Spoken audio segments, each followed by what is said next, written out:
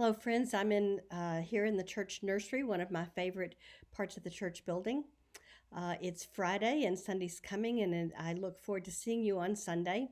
Over the last few weeks, we have been talking about spiritual gifts, and I hope it's been a meaningful time for you to think about your gifts and to consider and pray about the ways that God has gifted you to be in ministry, to not just be any old kind of people, but to be kingdom people.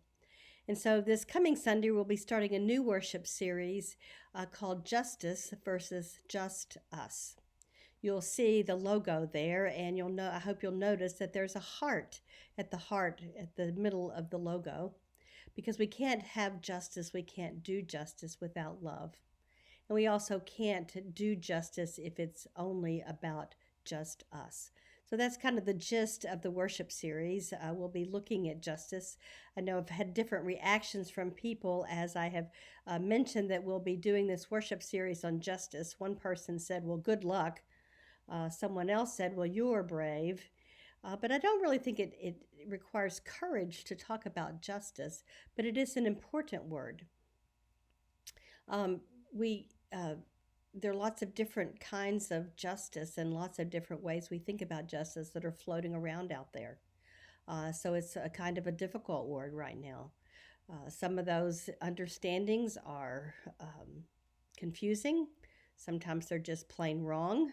But the thing is, as Christians, we're kind of stuck with the word justice because justice and its companion word righteousness are throughout the Bible. They're so embedded in our understanding of who God is and who we are as God's people.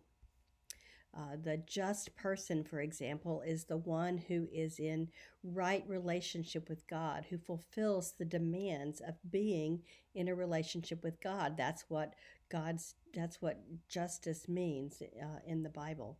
The righteous person is the person who preserves the peace and the wholeness of the community, because that person is fulfilling the demands of communal living.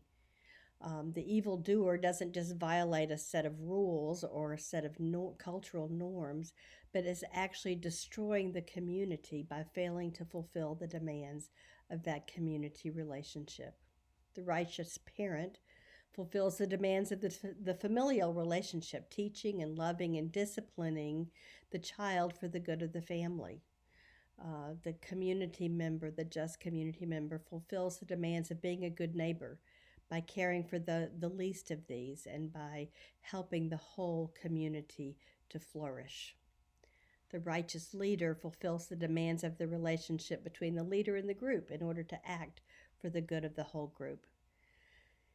And so on. You get the idea. Justice doesn't exist apart from right relationships. There is no just us. So that's it, kind of in a nutshell, but there's a lot to talk about when we talk about justice, especially in these days when it is fraught with tension. So we're going to be exploring some different stories about what biblical justice really looks like. It's not a single story, but many stories help us to grasp the true meaning of justice.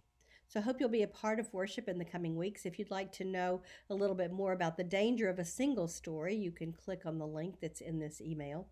Also, when you want to watch our worship service on Sunday online, you can click on the button below, either at 9:30 on Sunday mornings when those who worship in person will be in the building, or another time during the week.